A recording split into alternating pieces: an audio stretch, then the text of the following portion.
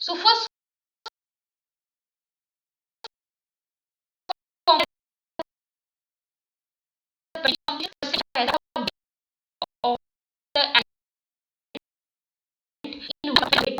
Hundred weight of element in one molecule of the compound. कोई भी compound है, जैसे मान लो NH3 है, अमोनिया है, या H2O है, वाटर है, तो आप क्या लोगे, वेट लोगे आप किसका, ऑफ द एलिमेंट, किसमें, एक मॉलिक्यूल लोगे उस कंपाउंड का, divided by gram molecular weight of the compound multiply by 100।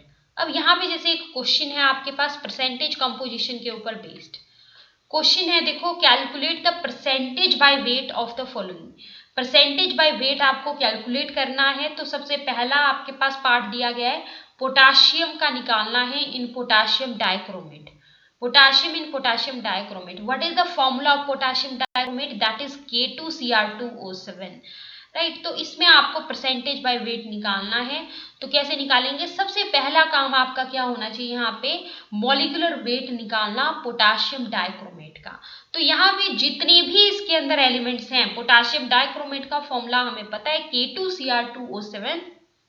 तो इसमें जो जो भी एलिमेंट्स हैं, इसमें पोटाशियम है, इसमें क्रोमियम है, इसमें ऑक्सीजन इज देयर, उन सब का एटॉमिक वेट आपके पास जो है क्वेश्चन में दिया गया है। लाइक पोटाशियम का एटॉमिक वेट 39 होता है, क्रोमियम का जो है एटॉमिक वेट 52 होता है, देन ऑक्सीजन का 16 होता है। तो ये आपको दिया गया है। तो अब आप इस पूरे के पूरे पोटाशियम डाइक्रोमेट का मॉलिक्यूलर वेट जो है आसानी से निकाल सकते हो।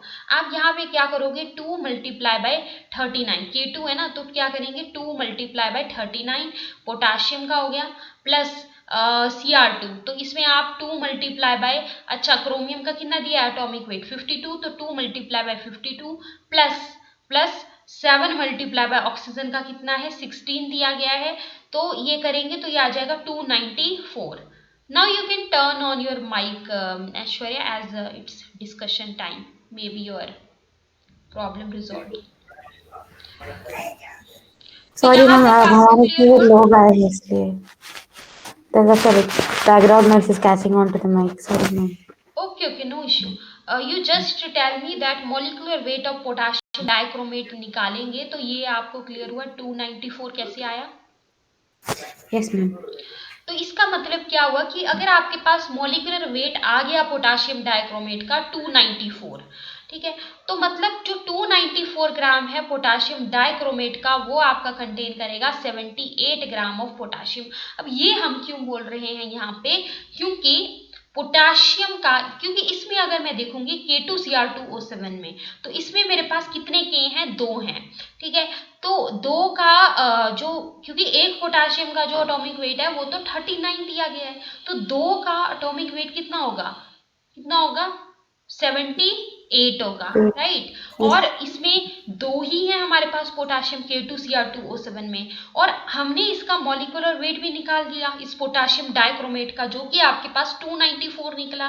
तो इसका मतलब क्या हुआ कि जो 294 ग्राम ऑफ पोटाशियम डाइक्रोमेट है, वो आपका 78 ग्राम ऑफ पोटाशियम को कंटेन करता है, that contain 78 gram of potassium. I hope ये बात क्लियर हो गई होगी। अब आपको Yes ma'am. Percentage by wait निकालना है, देखो, तो परसेंटेज बाय वेट अगर आपको निकालना है, तो दैट मीन्स आपको मल्टीप्लाई बाय 100 तो करना ही पड़ेगा, तभी आपका परसेंटेज में आएगा। जैसे अगर मान लो स्कूल में आपको टोटल परसेंटेज निकालनी है अपनी, तो कैसे निकालते हो, जो भी आपके मार्क्स आए वो करते हो, डिवाइडेड बाय टोटल मार्क्स करते हो, मल्टीप्लाई बाय 100।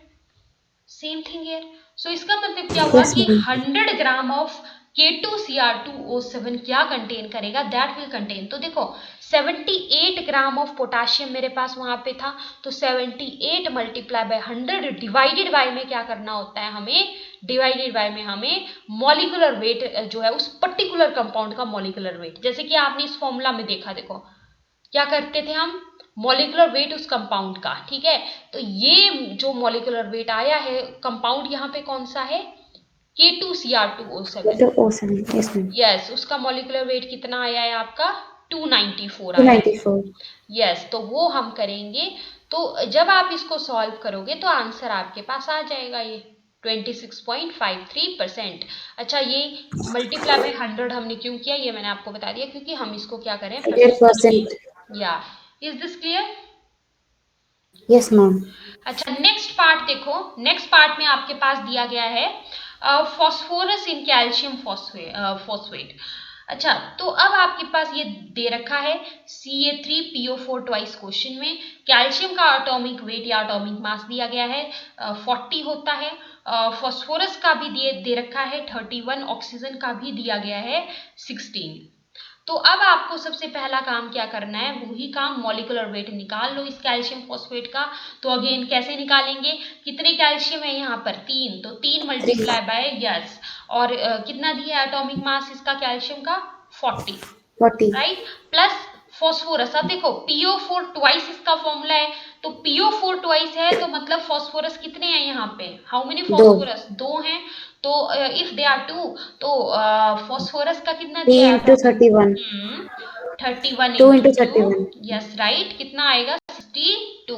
62। ओके, प्लस अब देखो O4 ट्वाइस है तो 4 टू 8, तो 8 मल्टीप्लाई बाय 16। कितना दिया है 16, तो कितना आ जाएगा आंसर सॉल्व करके 300। 310।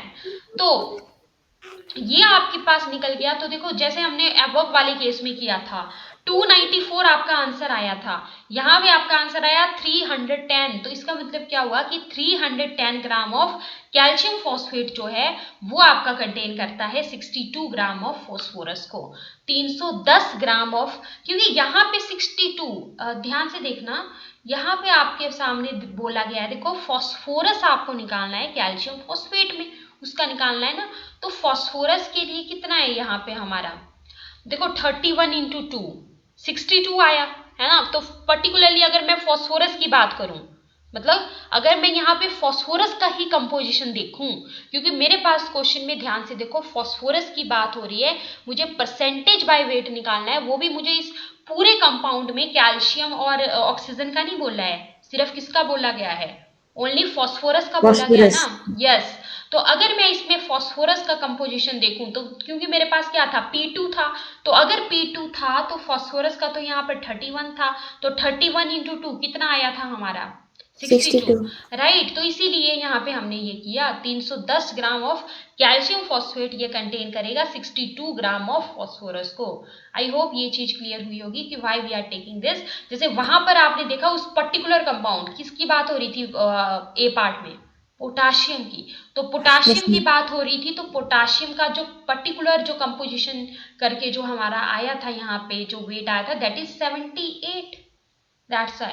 ओके, तो जैसे ऊपर वाला किया वैसे ही है। 100 ग्राम की अगर हम बात करेंगे, because we have to find out percentage by weight, so 100 gram of calcium phosphate that will contain 62 multiply by 100 divided by this 310।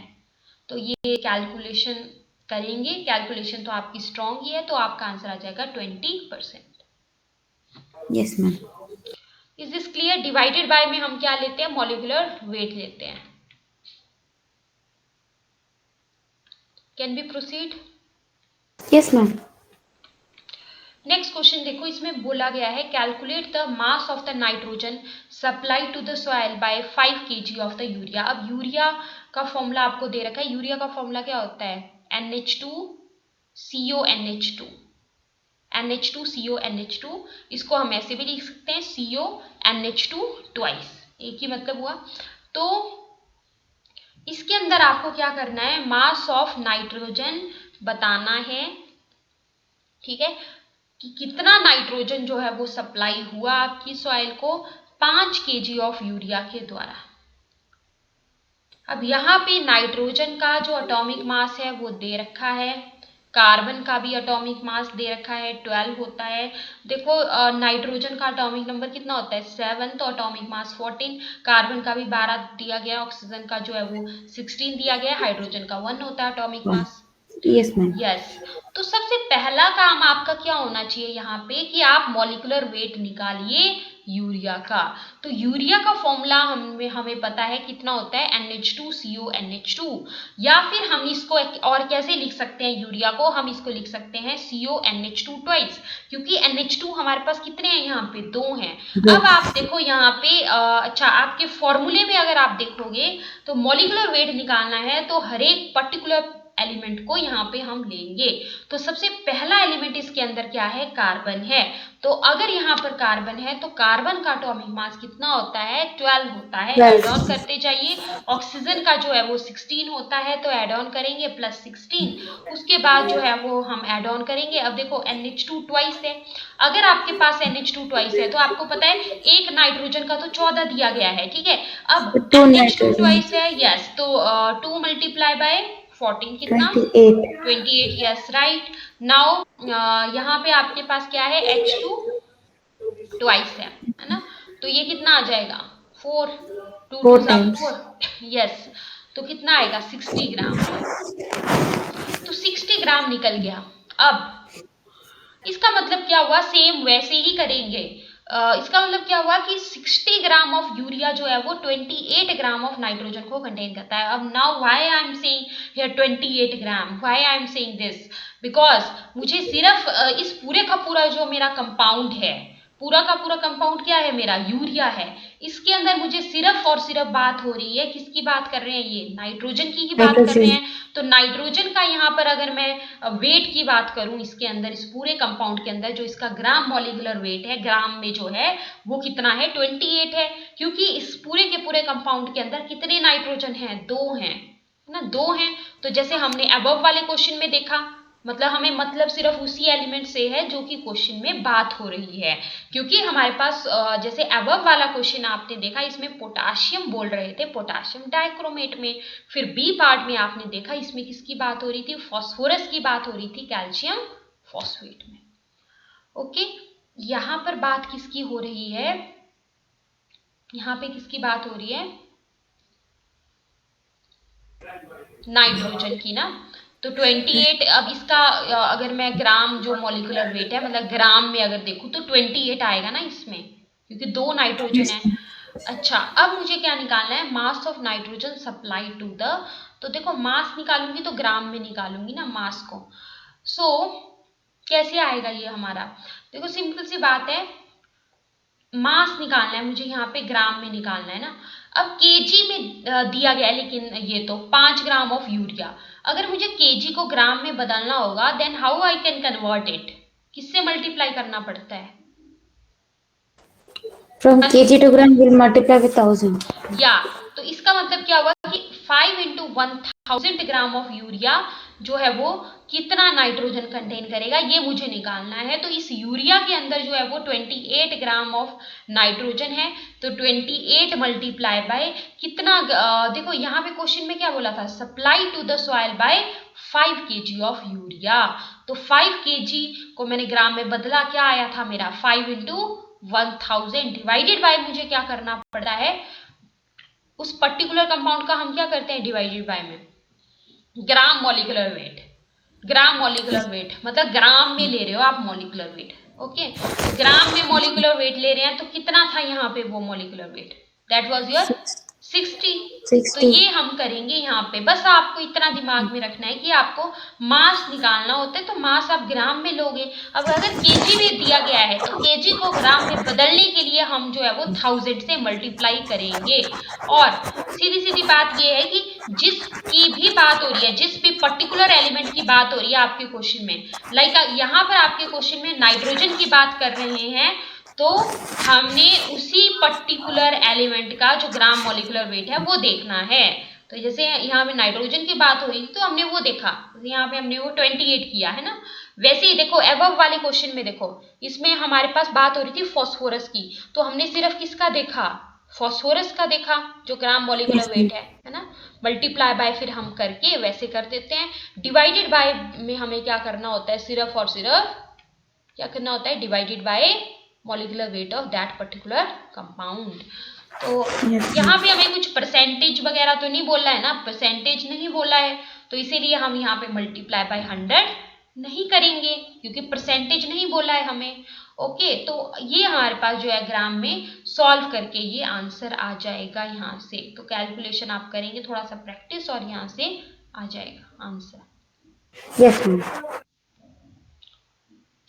Next question की तरफ चलते हैं, यहाँ तक क्लियर है Aishwarya, tell me. Yes ma'am, all clear. Moving to our next question. Next में बोला गया है calculate the percentage of water of crystallisation in washing soda. अब देखो वॉशिंग सोडा का फॉर्मूला क्या होता है? What is the formula of washing soda? Na2CO3 dot 10H2O। हाँ, तो इसमें देखो सोडियम का जो एटॉमिक मास होता है वो हमारा 23 होता है, क्योंकि सोडियम का एटॉमिक नंबर 11 होता है, तो याद रखने के लिए 11 और 11 प्लस 1 23। कार्बन का एटॉमिक नंबर जो है वो 6 होता है, तो इसका एटॉमिक मास जो है याद रखने के लिए और ऑक्सीजन का 16 और हाइड्रोजन का 1। तो सबसे पहला काम क्या होना चाहिए हमारा? मॉलिक्यूलर वेट निकालेंगे हम इसका। तो इजीली निकल जाएगा। तो सोडियम का 23 दिया गया है, तो 23 मल्टीप्लाई बाय कितने हैं यहाँ पर? सोडियम 2 हैं, तो 23 इंटू 2 प्लस कार्बन हमारे पास यहाँ पे कितने हैं? 1 carbon. 1 So कार्बन है। Yes, we write as 12. Then we have oxygen. We have 3 oxygens. So we'll multiply 16 with 3, and then we'll again add. Since we have 2 hydrogens, we'll have to add 1 into 2, and we'll again add wait, no, okay, we have 10. We have 10 H2Os right now. Calculating H2O is 18. Then we'll multiply 10 with 18 at once. Yes Then we'll add all of them and we'll get 286. Yes right. H2O का करेंगे तो 2 into 1 plus 16 कितना आ जाएगा? 18 ग्राम आ जाएगा, लेकिन ये तो 10 है, तो 18 इंटू, यू वर राइट, तो 180 आ गया, 180 ग्राम आ गया। तो यहाँ पे हमें जो है वो percentage of water of crystallisation percentage निकालनी है ना, तो मल्टीप्लाई बाय 100 तो हम करेंगे ही करेंगे, और वाटर ऑफ क्रिस्टलाइजेशन निकालना है। तो हमारा जो मेन टारगेट है अब यहाँ पे वो क्या होगा? वाटर ऑफ क्रिस्टलाइजेशन होगा। मतलब जैसे अबव वाले क्वेश्चन में जो भी एलिमेंट बोला था that was our main focus. यहाँ पर what is our main focus? This water of crystallization. So this water of crystallization, इसका जो हमारा ग्राम मॉलिक्यूलर वेट है वो भी हमने देख लिया। जैसे यहाँ पर जो है वो 180 है, तो 180 मल्टीप्लाई बाय, और हमें परसेंटेज की बात हो रही है यहाँ पे, कंसीडर दिस परसेंटेज की बात हो रही है, तो हमने मल्टीप्लाई बाय 100 किया। डिवाइडेड बाय में अगर हम देखें तो मॉलिक्यूलर वेट हमें करना होता है, जैसा कि आपको पहले ही बता दिया था, तो यहाँ पे हम करेंगे तो 62.94% आ जाएगा, which is the water of crystallisation here. Yes ma'am. Okay, अब ये जो नेक्स्ट 2 क्वेश्चंस हैं ये आप एक बार इनको देखना। अब हम थोड़ा सा नेक्स्ट इंट्रोडक्शन कर लेते हैं इंपीरिकल फॉर्मूला का। Yes ma'am. What is empirical formula? Empirical formula is the formula of a compound which shows the simplest whole number ratio between the atoms of the elements in the compound. अब देखो हमारे पास कोई भी compound है, for example we are having a compound like benzene C6H6, कोई भी compound है, तो उस कंपाउंड के अंदर जो है वो कोई एलिमेंट्स तो होंगे। जैसे यहाँ पर एलिमेंट क्या है हमारे? कार्बन है, हाइड्रोजन है, लेकिन कार्बन के कितने एटम्स हैं यहाँ पर? 6 हैं। हाइड्रोजन एटम्स कितने हैं? मतलब 6 हैं। तो मतलब कि इतनी चीज तो हमें पता है कि ये पूरा का पूरा फंडा होता है। तो इंपीरिकल फॉर्मूला हमारा जो है वो क्या बताता है? सिंपलेस्ट होल नंबर रेशियो बताता है। इतना दिमाग में रखना है। किसकी बताता है? किसके बीच में होगा? एटम्स के बीच में होगी ना simplest whole number ratio between the atoms. किसके? एलिमेंट्स के। जैसे इसमें एलिमेंट क्या है? कार्बन है, हाइड्रोजन है, इसमें in a particular compound. So in other words हम ये बोल सकते हैं, in other words you can say it is the formula that represents the simplest ratio of various elements present in one molecule of the compound। मतलब जो भी compound के अंदर एलिमेंट्स प्रेजेंट हैं, जो भी आपका कंपाउंड है, what ever be the compound, for example आपका कंपाउंड ग्लूकोज है, ग्लूकोज इज C6H12O6, तो जो भी आपका कंपाउंड है, फॉर एग्जाम्पल आपका वाटर है H2O है, फॉर एग्जाम्पल आपका अमोनिया है NH3 है, तो जो भी कंपाउंड है उस कंपाउंड के अंदर जो भी एलिमेंट्स प्रेजेंट हैं उन एलिमेंट्स का आप क्या बता रहे हो? सिंपलेस्ट रेशियो बता रहे हो। Yes ma'am. So that is the empirical formula. Is this clear? Yes ma'am. तो ये हमने सिंपल डेफिनेशन टाइप यहाँ पे देखा। बाकी हम इसके एग्जाम्पल्स लेंगे नेक्स्ट लेक्चर में। अभी मॉलिक्यूलर फॉर्मूला का भी मैं आपको सिंपल डेफिनेशन बता देती हूँ। पहले तो नेक्स्ट पेज के ऊपर आ जाओ, इसमें molecular formula. So molecular Yes, formula please. Is a chemical formula. ये क्या होता है? ये ऐसा केमिकल फॉर्मूला होता है जो कि आपको बताता है actual number of atoms of each element. देखो नाम से ही पता लग रहा है कि मॉलिक्यूलर फॉर्मूला मतलब आप एक मॉलिक्यूल ले रहे हो किसी कंपाउंड का, इन a molecule of the compound. ये चीज तो क्लियर हुई। अब कोई भी मॉलिक्यूल होता है तो उस मॉलिक्यूल के अंदर क्या होते हैं? एटम्स होते हैं। जैसे मेरे पास है H2, ये एक मॉलिक्यूल है। जैसे मेरे पास है N2, ये एक मॉलिक्यूल है। जैसे मेरे पास है O2, this is again A molecule. तो जो भी मॉलिक्यूल है उसके अंदर क्या होंगे? कुछ एटम्स होंगे। ओके, तो मॉलिक्यूलर फॉर्मूला आपका क्या होता है? ऐसा केमिकल फॉर्मूला होता है जो कि रिप्रेजेंट करता है actual number of atoms of each element जो कि आपके पास प्रेजेंट है in a molecule of the compound, in a molecule of the compound. So actual Yes, number ma'am. of atoms of each element जो कि present हैं किसमें? in a molecule of the compound, उसको हम बोलते हैं molecular formula. बाकी इसके जो एग्जाम्पल्स हैं that we will consider in next lecture.